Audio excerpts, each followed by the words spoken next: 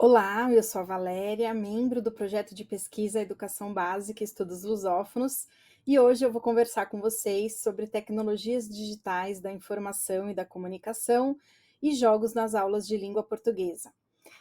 Eu começo dizendo que, na verdade, os jogos eles sempre estiveram presentes na história da humanidade, em diversas circunstâncias e em diversas culturas. Sendo para entretenimento ou por uma questão educativa, a gente já sabe que os jogos eles podem auxiliar no desenvolvimento de diversas habilidades. Tem uma citação de um estudioso que eu gosto muito, que é o Jesus Ortiz, que ele diz o seguinte: atrevo-me a afirmar que a identidade de um povo está fielmente ligada ao desenvolvimento do jogo, que por sua vez é gerador de cultura. Olha o poder dessa citação. Então, além de falar da questão da identidade do povo, o jogo gera cultura. E quantas histórias não existem por trás de jogos que a gente conhece pelo mundo todo? Agora, e a educação, né? Será que a educação sempre levou isso em consideração? Será que a educação sempre aceitou bem os jogos?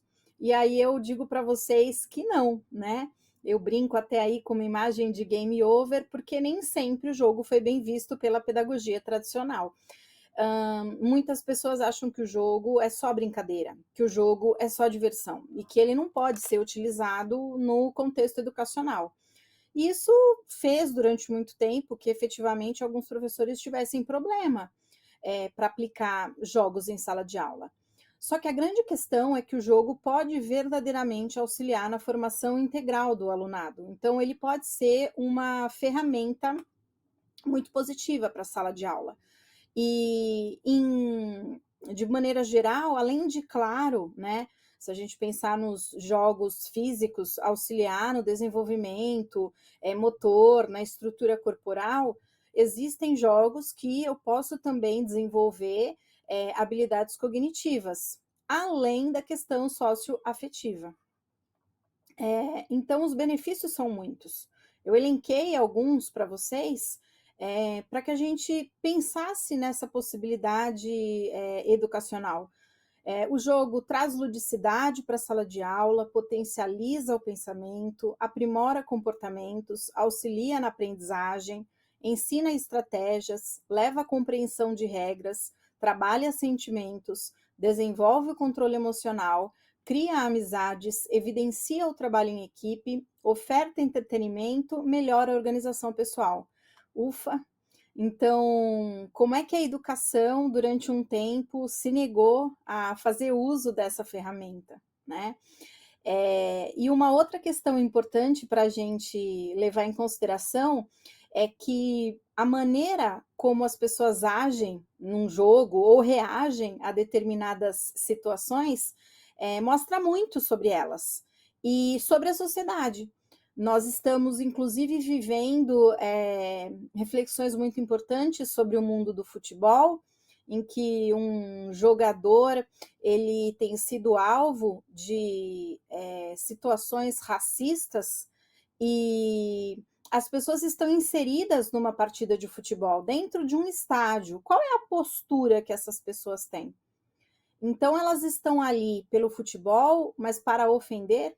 O futebol tem de ser diversão, tem de ser alegria, competitividade, esportividade, mas essas pessoas estão completamente desnorteadas, perderam o rumo da competição esportiva. Então, olha como, olhando esse futebol, nós conseguimos observar características da sociedade. Como na história do futebol, nós também temos países que eram conhecidos por terem partidas violentas, equipes que tinham torcidas que se organizavam para bater, outro traço da sociedade, né?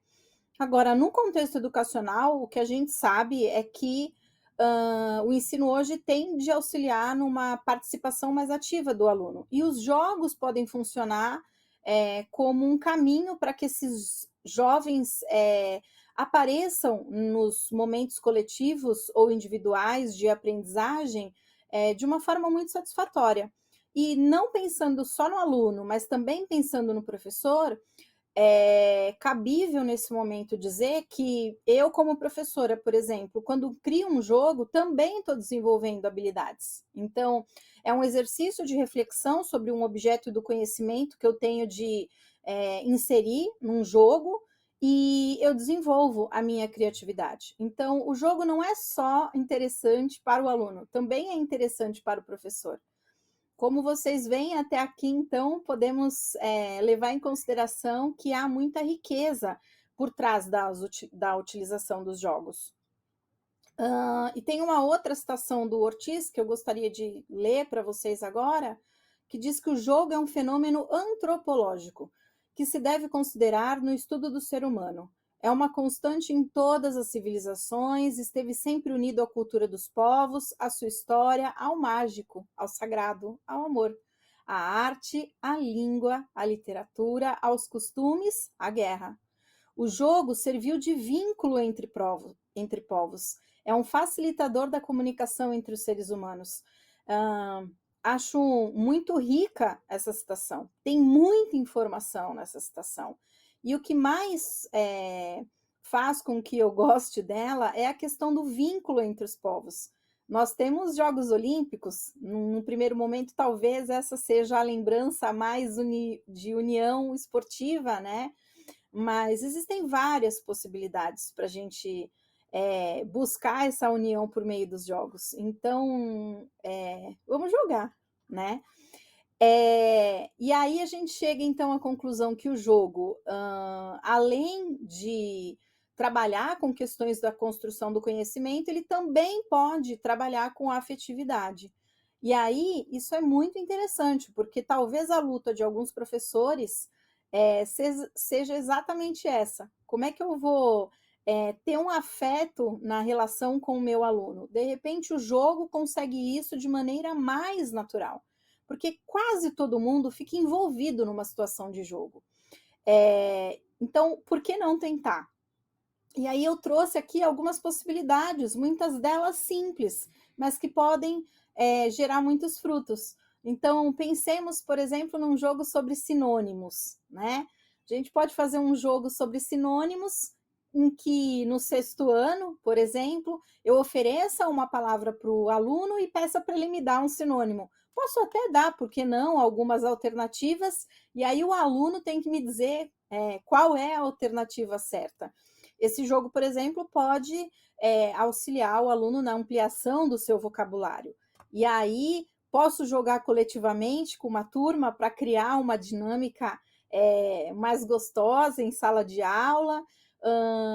Por que não promover depois um momento de revisão, quando eu já tiver trabalhado, por exemplo, com substantivos?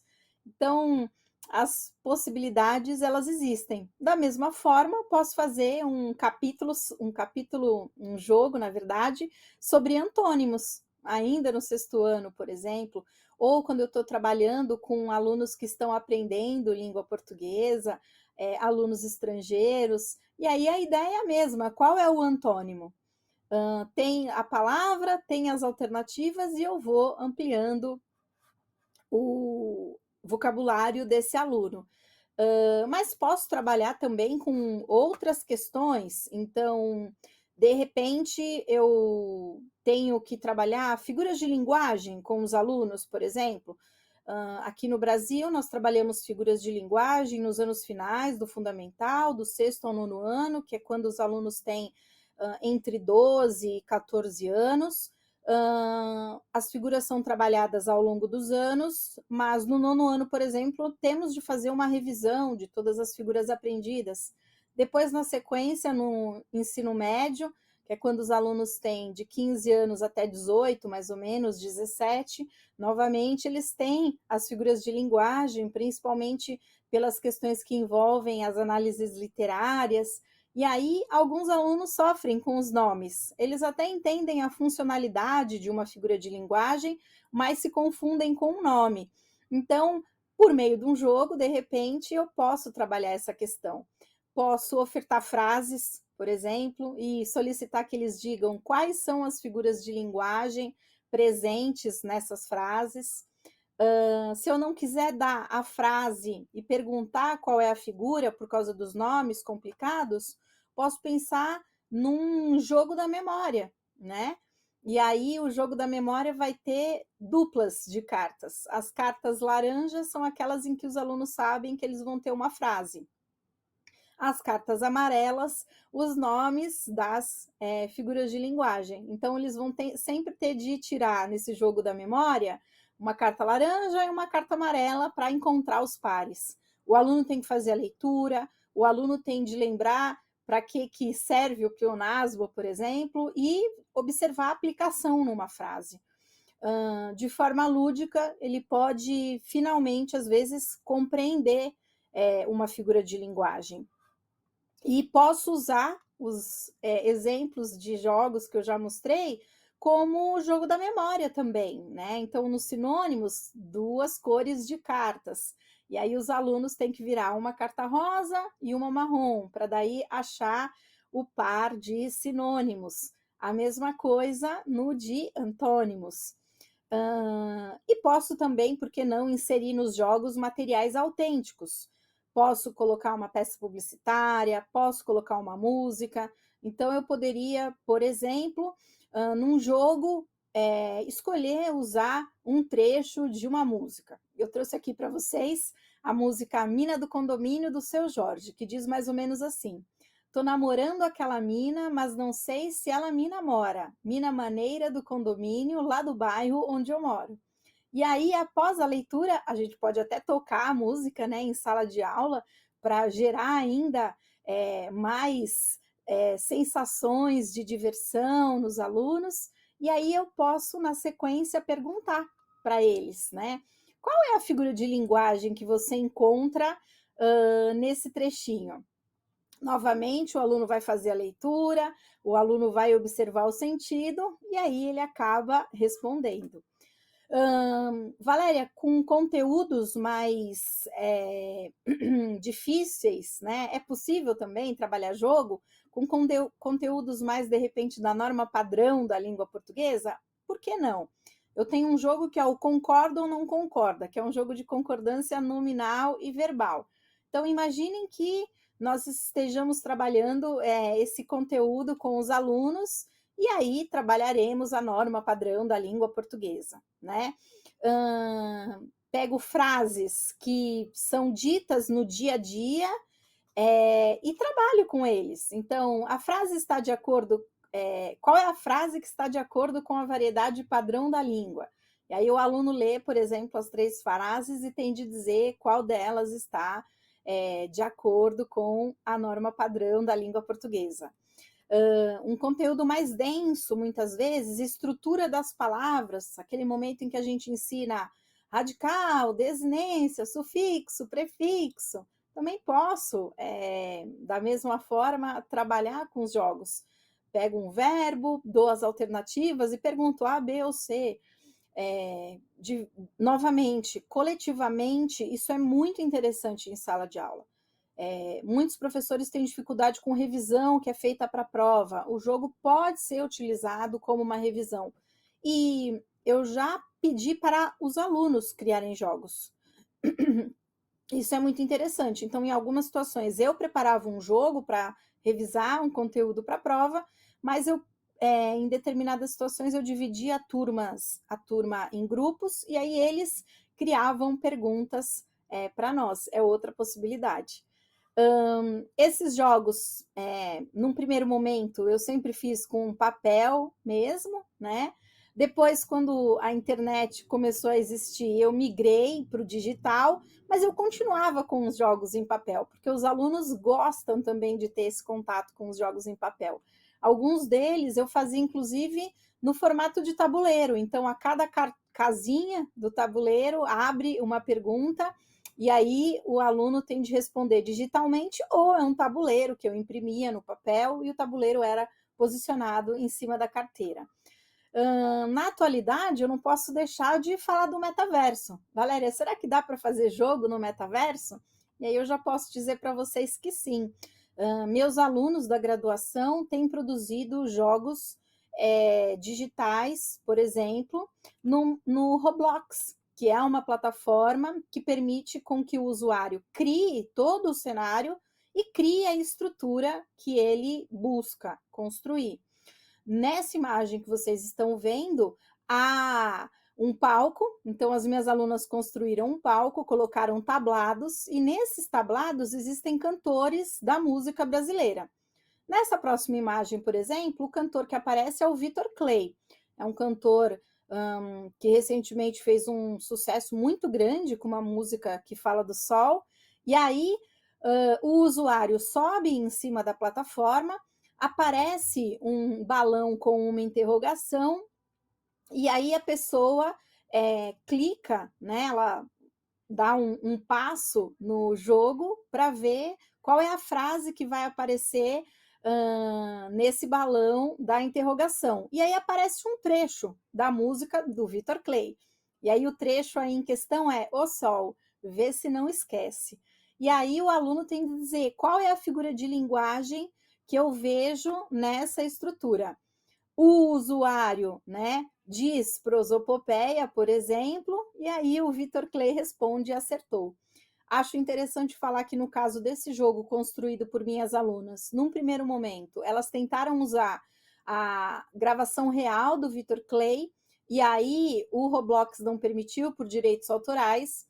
Elas tiveram a ideia de buscar cover, né, artista cover, para conseguir fazer a inserção, conseguiram, mas elas tiveram uma ideia ainda melhor. Uma das meninas cantava, então elas gravaram uma das alunas cantando para inserir a voz dessa aluna no jogo. Então, também temos aí possibilidades no metaverso. E aí, então, a ligação jogos e tecnologias digitais é evidente.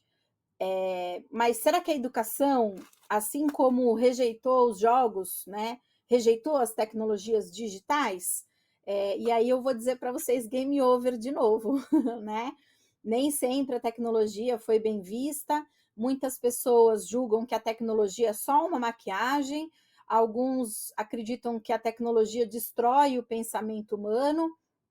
Nós estamos, inclusive, agora numa época em que se fala muito de chat GPT, mas a grande questão é que a gente pode trabalhar com essas ferramentas também de uma forma mais criativa e mais reflexiva. O chat GPT pode devolver para o usuário vários resultados, mas quanto mais inteligente for a minha pergunta, mais inteligente também a tecnologia fica e melhores são as respostas que ela pode me ofertar. Então, tudo, na verdade, depende do uso. Como é que eu estou usando essa tecnologia? Como é que eu estou usando esses jogos? E aí, quase perto do fim, eu queria ler essa citação que diz exatamente o que eu sinto no meu coração sobre utilização de jogos e de tecnologia. A tecnologia nunca vai substituir ótimos professores, mas nas mãos de ótimos professores, ela é transformadora. E aí eu digo para vocês, então, que o jogo é só o começo. Bora jogar? Eu deixo a referência que eu usei lá no começo da minha apresentação. Eu deixo aqui o meu abraço carinhoso e eu espero que vocês se aventurem no mundo dos jogos e nas tecnologias. Um beijo, tchau, tchau.